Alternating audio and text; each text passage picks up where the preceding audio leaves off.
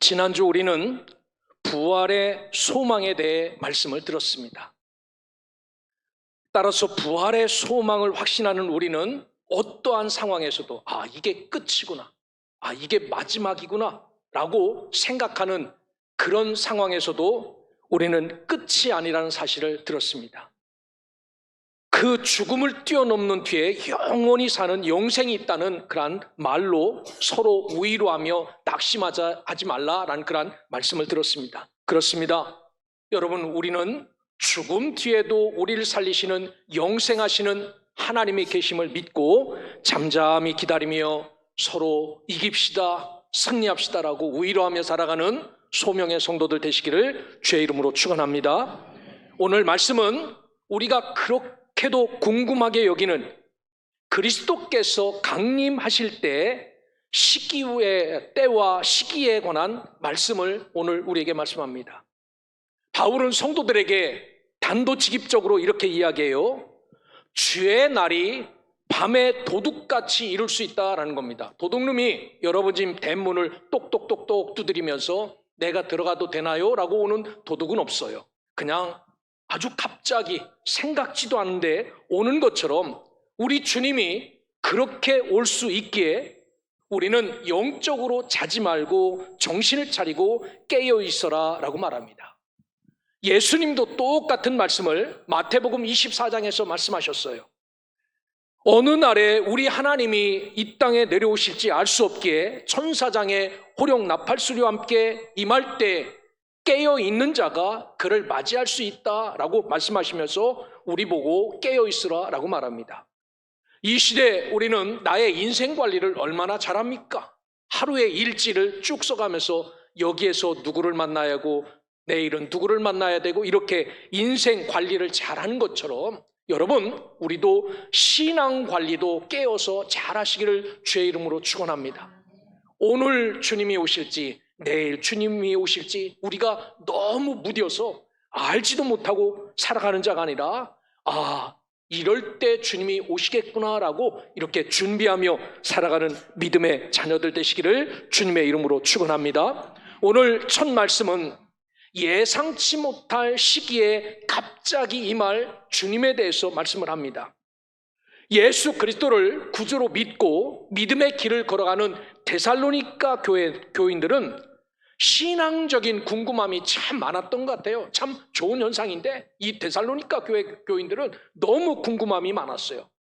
그 지지난주에 나누었던 데살로니가전서 4장 13절에 보면 자는 자들, 즉 예수님의 재림을 만나보지 못하고 죽은 자들에 관하여서 사도 바울에게 질문합니다. 그래서 부활의 소망으로 살라. 그러면 죽은 자지만 주 예수 그리스도 안에 영광을 누리는 은혜를 입을 거다라는 말씀을 들었어요. 두 번째로 그 죽은 자들에 대한 이 말씀이 다 해소되니까 두 번째로 데살로니가 교회 교인들이 질문합니다. 그러면 이 예수님의 재림은 도대체 언제 있을 것입니까? 이 때와 시기에 관하여서 진지하게 물어봅니다. 여러분, 이 데살로니가 교회 교인들만 궁금한 겁니까? 도대체 이분이 언제 오실지, 이분이 어떻게 오실지 지금을 살아가는 우리도 참 궁금하지 않습니까? 오늘 사도 바울은 이렇게 때와 시기에 관하여 묻는 이 데살로니가 교인들에게 자세하게 이야기하죠. 오늘 그들만 궁금한 것이 아니라 우리에게도 이 재림에 관한 문제는 아주 민감한 문제임을 기억하시고 오늘 말씀을 통하여 잘 말씀을 받아 예수 그리스도가 언제 이 땅에 오시더라도 주님 앞에 설 수 있는 항상 깨어있는 자들이 되시기를 주의 이름으로 축원합니다. 사도 바울은 예수님이 오실 때와 시기를 말씀하기 위해서 1절에 형제들아 때와 시기에 관하여는 너에게 쓸 것이 없음은 이라고 말합니다. 너희들에게 더 이상 가르쳐 줄 것이 없다라고 말합니다. 왜? 이미 가르쳐 준 것 같아요. 예수님도 마태복음 24장 36절에 보면 그날과 그때는 아무도 모르나니 하늘의 천사도 모르고 아들인 나도 모르고 오직 아버지만 아시느니라 라고 말합니다. 예수님도 마지막 때가 언제인지는 시와 때를 정확히 말할 수 없다라고 말합니다. 하지만 그때 어떤 증상이 나타나는지에 대해서는 증상을 말씀하십니다. 뭐라고 말씀하시냐면은 하나님이 오실 때가 되면은 이런 증상이 많이 나타날 거다. 사람들이 서로 미워하고 라고 말합니다. 미워할 거라는 겁니다. 요즘 그런 증상이 많이 나타나죠. 왜 길을 가는데 와서 칼로 쑤시고 때리고 그럽니까? 왜? 거짓 선지자가 일어나 사람을 미혹한다는 겁니다. 믿음의 길을 잘 가는 우리에게 거짓 복음, 거짓 말씀을 전하여서 우리를 쓰러뜨리게 만들고 우리를 죽음으로 이끄는 일이 허다하다라는 겁니다. 얼마나 많이 우리 주위에 거짓 선지자가 있습니까? 말씀드렸죠? 이들은 절대로 없어지지 않는다는 겁니다. 우리와 함께 간다는 겁니다. 그러기에 더욱 저와 여러분은 정신을 차려야 됩니다. 불법이 성하여 사랑이 식어진다라고 말합니다.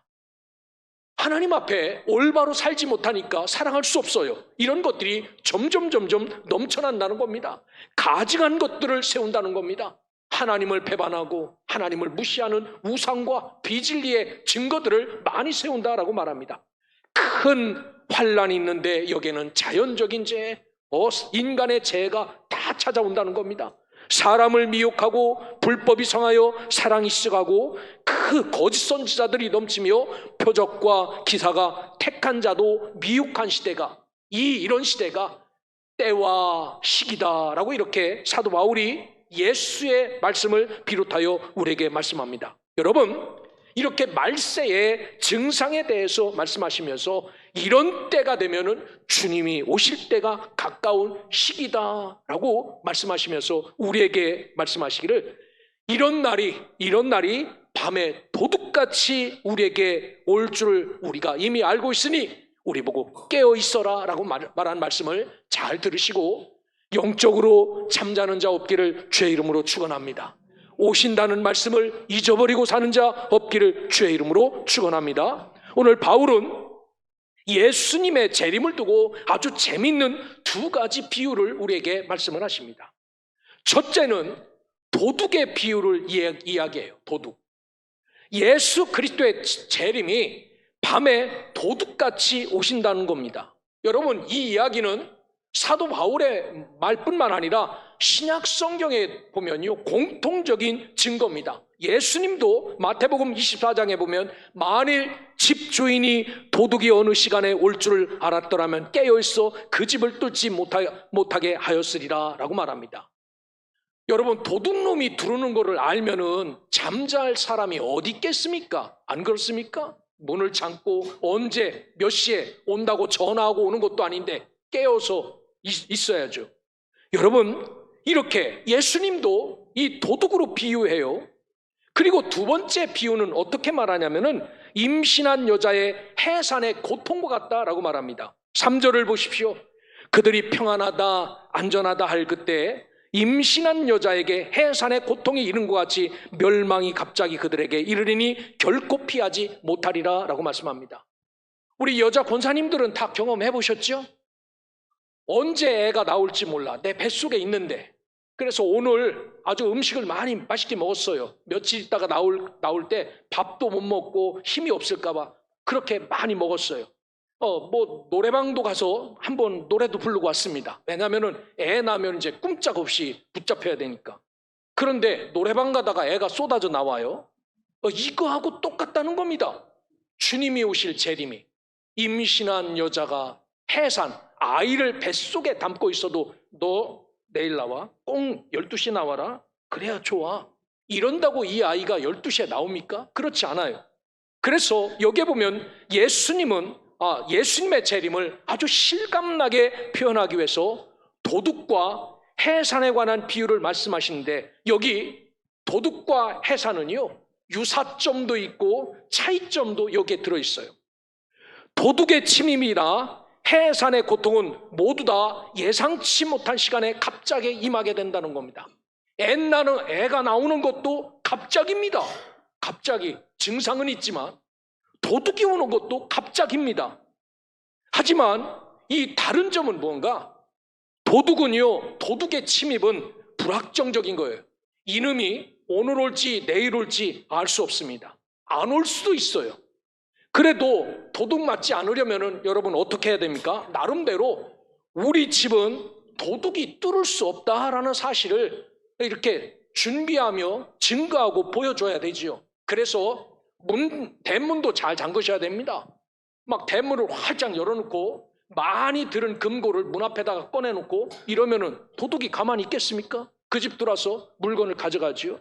이렇게 이 도둑 맞지 않으려면은 문단속도 하고 가짜지만 CCTV도 하나 이렇게 붙들어 달아놓고, 이 해외에서 살면은 집터러 가는 사람이 많으니까 우리 집은 운동하는 태권도 하는 사람이 있다고 도복을 빨아서 노는 사람도 있었어요. 너 한번 와봐라. 뼈도 못 초린다. 이렇게 해야 도둑을 안 맞으니까 언제 올지 모르지만 그 도둑 올 것을 예상하고 이렇게 준비하며 살아요. 이런 집은 도둑 맞습니까? 안 맞습니까? 이런 집은 도둑이 올 수 없어요. 저기는 어떤 놈이 운동을 하길래 도복을 3-4개씩 걸어놓을까 궁금하겠지요. 반면에 아이를 임신한 여자에게 임할 해산의 고통은 언제인지는 알 수 없어요. 그런데 반드시 애가 태어납니다. 너 나오지 말아라. 여긴 추운데. 고생이야. 그냥 엄마 뱃속에서 살다가 죽어라. 이런 부모가 어디 있습니까? 때가 되면 아이가 응애하고 나오는데 언젠지 알 수 없어요. 그래서 이 부모들은 생명에 태어날 해산을 위해서 임신하게 되면 애가 신지도 못할 신발도 사다 놓고 입지도 못할 옷도 사다 놓고 쭉 하면서 준비하지 않습니까?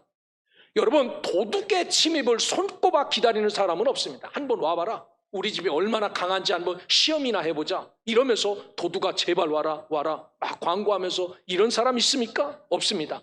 하지만 해산은, 우리 뱃속에 아기가 있는 해산은 소망 중에 기다립니다. 어떤 놈 닮아서 나올까? 이 아이가 어떻게 나올까? 발가락, 손가락 5개, 10개 다 갖고 나올까? 그래서 이 기한이 가까우면 가까울수록 기대감이 있고요, 긴장감이 있고 설렘이 고조되기 마련이지요. 그러나 불신자들은 해산, 즉 재림을 부정하지요. 그렇기에 생각하지 않습니다. 예수님이 이 땅에 오든지 말든지 기억도 하지 않고 사는 게 불신자들이에요. 그래서 이 아름답고 거룩한 날을 도둑놈처럼 사는 것이 불신자들이다 라고 말합니다. 하지만 믿는 우리는 어떻습니까? 임신한 여인처럼 알아요. 예수님이 언제 오실지 분명히 오신다는 것은 알고 있어요. 그러기에 갑자기 재림이 이루어져도 이것을 의식하고 깨닫는 사람은, 그리고 깨어있는 사람은 주님 앞에 설 수 있다라고 말합니다. 사랑하는 소명의 성도 여러분, 오늘 저와 여러분들은 그 초대교회 성도들이 본 그대로 예수 그리스도께서 다시 오신다는 재림신앙을 분명히 믿고 살아가는 사람들입니다. 그러기에 온 주님이 오시면 나는 어떤 모습으로 주님 앞에 설까? 술잔을 이렇게 하다가 주님 앞에 설 것인가? 아니면 밥을 굶고 기도하면서 기도하는 중에 주님의 오심을 맞이할까? 우리 주님 오시면 내가 손을 잡아주실까? 나를 등을 뜨뜨려 주실까? 여러분, 이런 기대감이 있어야 됩니다. 오늘 이 사도 바울이 데살로니가 교회를 향하여 이야기하는 이 재림신앙을 우리도 잘 받아들여 이 해산한 여인처럼 태어난 아이를 기다리는 심정으로 주님 다시 오심을 잘 기다리며 살아가는 소명의 성도들 되시기를 주의 이름으로 축원합니다. 예수님은 이것을 깨우치기 위해서 마태복음 24장에 보면요, 창세기 홍수 심판을 비유로 들어 이 사람들에게 이야기합니다. 노아 때와 같이 인자의 임함도 그러하리라. 홍수 전에 노아가 방주에 들어가던 날까지 사람들이 먹고 마시고 시집장가 가고 홍수가 나서 그들이 다 멸하기까지 깨닫지 못하였다라고 말합니다. 여러분, 산 위에다가 배를 짓는 노아를 보고 사람들이 다 뭐라고 말했습니까? 언젠가는 비가 올 거다 이렇게 얘기했을까요? 아닙니다. 미친놈이네. 아무리 비가 와도 어떻게 저 산 꼭대기까지 물이 찰까? 라고 말하면서 그 비가 올 것을 인식하지 않았어요. 그런데 진짜 비가 오는 겁니다. 이 말이 무슨 말입니까?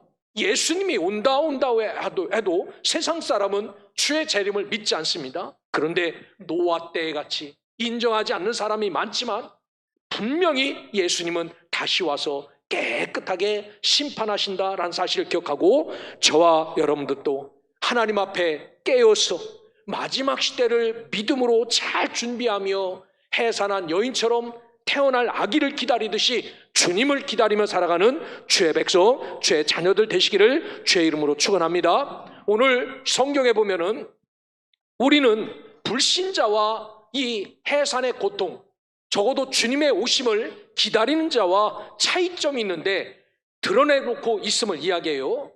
우리 믿는 우리는 낮에 속하였으니 라고 8절에 이야기합니다. 그리고 5절에 보면 너희는 다 빛의 아들이요 낮의 아들이라 우리가 밤이나 어둠에 속하지 아니하나니 라고 말합니다. 하지만 재림을 믿지 않는 사람은 밤에 속한 사람, 해산한 여인이 아이를 기다린 것 같이 그 기다림이 눈꼽만큼도 없는 사람이라고 말합니다. 그래서 4절에 보면 형제들아 너희는 어둠에 있지 아니하매 그날이 도둑같이 너에게 임하지 못하리니 라고 말합니다. 우리는 어둠에 있는 자가 아니라는 겁니다. 이 사실, 이 진리, 이 비밀을 다 알고 있다는 겁니다. 예수님이 다시 오실 이 비밀, 이 사실을. 그래서 지금은 아니더라도 그분이 오실 준비를 하고 있는 그런 사람이기에 주님이 오실 때 도둑같이 올 수 없다는 겁니다. 왜? 증상을 알지요. 애가 나올 때도 증상이 있지 않습니까? 그러면 진짜 나오듯이 이렇게 주님이 오실 증상이 있기에 아무리 주님이 이 비밀스럽게 오셔도 깨어있는 우리는 그것이 비밀이 아니라 그것이 기쁨이고 감사다라고 말합니다. 그러기에 오늘 저와 여러분들은 하나님 앞에 깨어있는 자가 되어서 어느 때인지 어느 시기인지 불신자도 모르고 우리도 모르지만 준비하는 자는 오실 주님을 만날 수 있다라는 사실을 기억하고 늘 깨어서 하나님 앞에 믿음의 삶을 살아가는 주의 자녀, 주의 백성 되시기를 주님의 이름으로 축원합니다. 그래서 오늘 이 데살로니가 교회에게 주시는 이 말씀을 통하여 우리에게 채워 넣어야 될 진짜 중요한 신앙이 있다면요, 두 가지입니다. 하나는 부활신앙입니다. 죽어도 산다는 이 부활신앙이 우리에게 채워져야 되고, 또 하나는 우리 주님은 반드시 이 땅에 오신다는 재림신앙입니다. 이것이 채워져야 하나님 앞에 온전히 설 수 있습니다.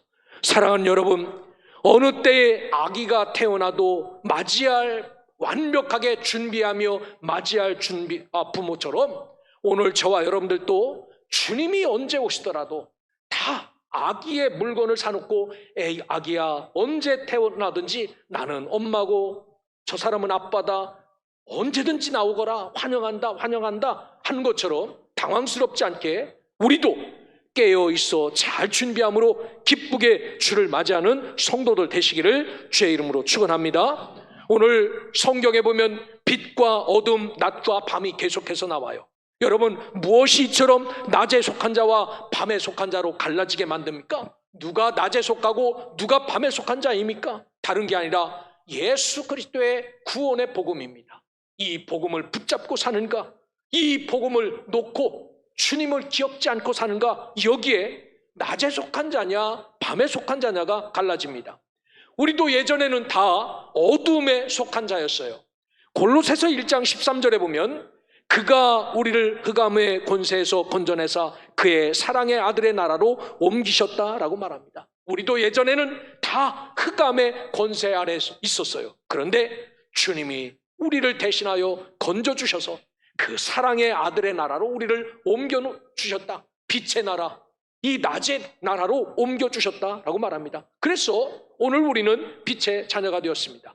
그러기에 그리스도인은 자신의 변화된 신분, 나는 낮의 사람이다, 빛의 사람이다, 이 위치와 소속에 대한 정체성이 분명해야지요. 그래야 더러운 곳에 가지 않을 수 있습니다. 그래야 하나님 앞에 온전히 살 수 있습니다. 그래야 주님의 오심을 깨어 기다리며 살아갈 수 있죠. 이렇게 변화된 자의 삶을 잘 유지하며 살아갈 수 있기를 주의 이름으로 축원합니다. 그러면은 성경에 보면 이 빛에 속한 우리에게 태어날 아기를 기다리는 심정으로 주님을 기다리는 자들은 어떤 삶을 살아야 되는지 이야기를 하세요. 자, 오늘 이런 사람, 주님이 오심을 기다리는 그러한 사람은 아버지의 태어날 아기를 기다리는 부모님들이 삶이 어떤지를 한번 기억하며 보시길 바랍니다. 6절에 보면 마지막을 오심을 기다리는 자들을 이렇게 말합니다. 그러므로 우리는 다른 이들과 같이 자지 말고 오직 깨어 정신을 차리라 라고 말합니다. 여기에 보면 깨어라는 그레고리오라는 이야기는요, 경계하다, 주의하다라는 겁니다. 지금 낮이네, 12시네, 지금은 밤이네 라고 하면서 언제가 잘 때인지, 언제가 일어날 때인지, 언제 기다려야 될 때인지, 잠잘 때인지 깨어있는 겁니다. 경계하는 겁니다. 그리고 정신을 차릴지라 라고 말합니다. 네포라고 써놨어요. 헬라어입니다. 이 네포가 뭐냐면요, 기본 의미는 술 취하지 말라라고 말해요. 여러분, 주변에 술 먹고 집에도 못 오고 길에서 자는 분들한테 생각나? 라고 물어보면 뭐라고 말합니까? 생각 안 난다고 말해요. 왜? 정신이 없어요. 술 때문에. 이 네포란 말이 술 취하지 말라라고 말합니다. 그러면 네포는 어떤 뜻이냐? 술 취하지 않는 건데 분별이 있다, 침착하다, 신중하다라는 말입니다. 살면서 정신을 차린 사람은요, 분별할 줄 아는 사람입니다.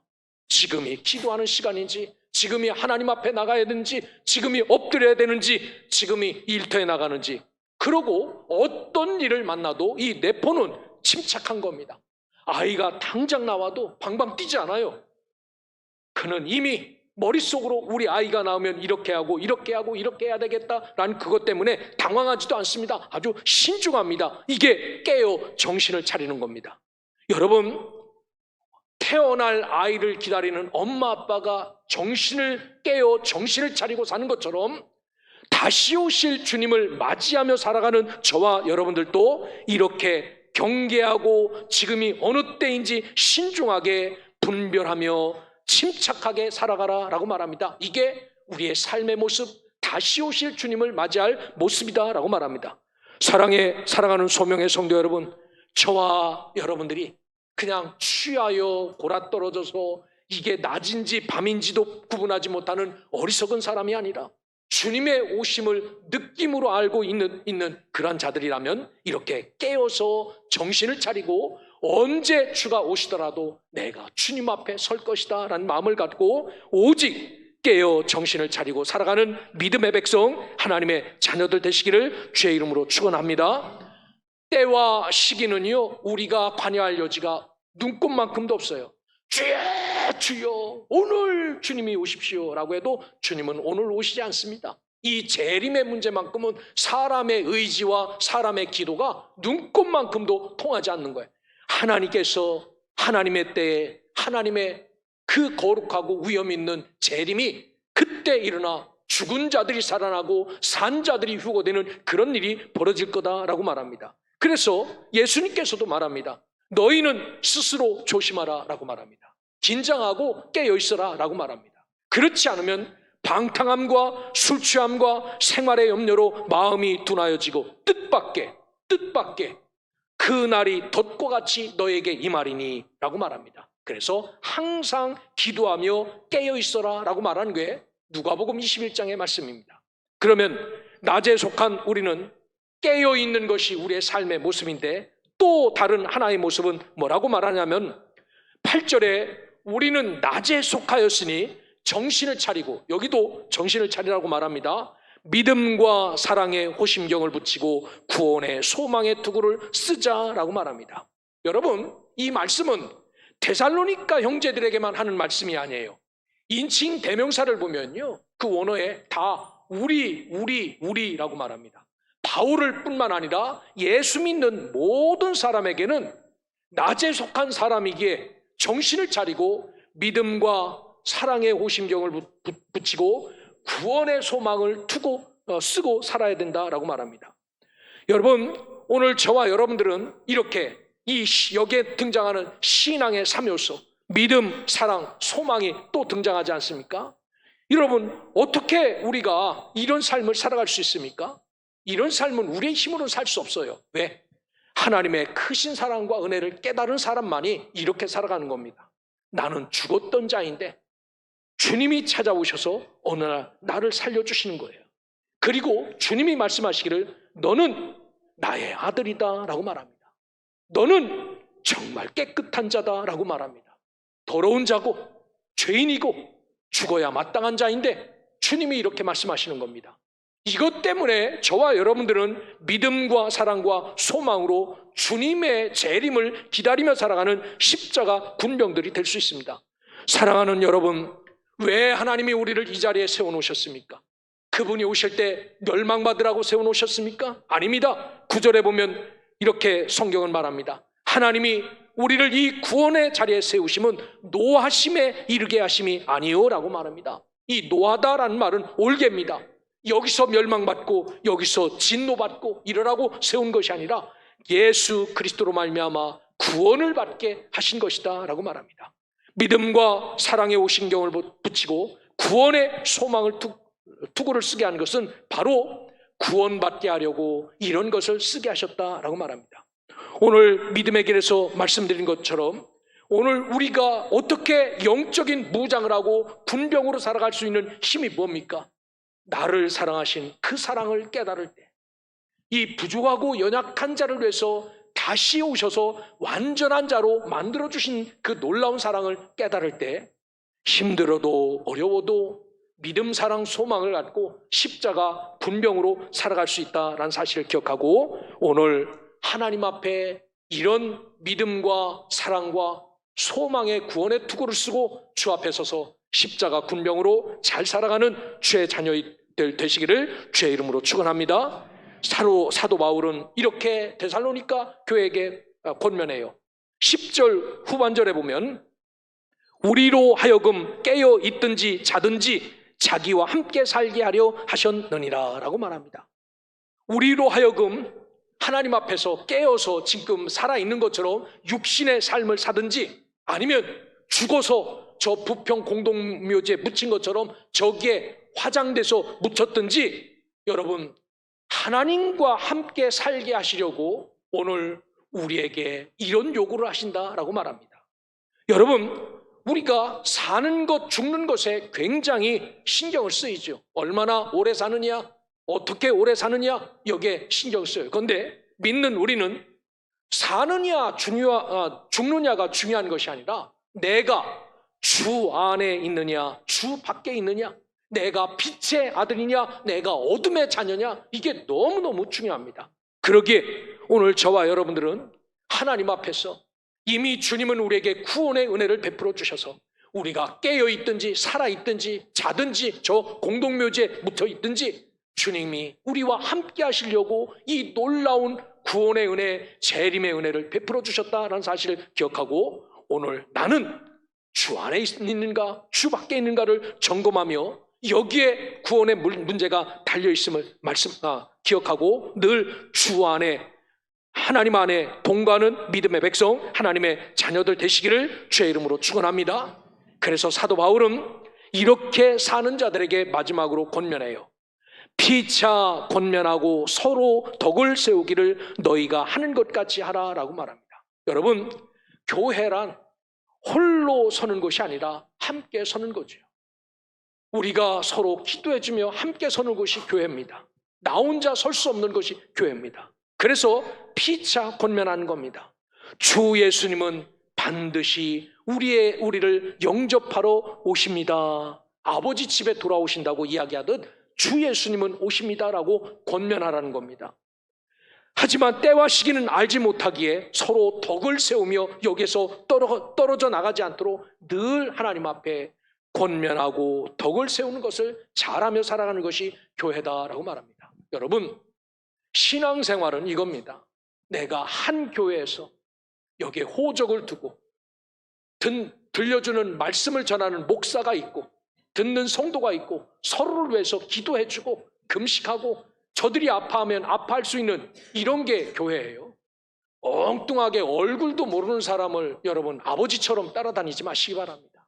그래서 하나님 앞에 늘 기도하며 서로 피차 권면하고 덕을 세우는 이게 진짜 삶의 공동체임을 기억하고 오늘 저와 여러분들이 이 시대 임신한 여인이 해산할 날을 기다림같이 오직 깨어서 오실 주님을 잘 기다리며 피차 권면하십시오. 멀어져 가려면 안 됩니다. 안 됩니다. 여기 있어야 됩니다. 라고 말하면서 덕을 세우며 그리하여 오실 주님을 아주 잘 준비하여 맞이할 수 있는 믿음의 백성, 하나님의 자녀들 되시기를 주의 이름으로 축원합니다.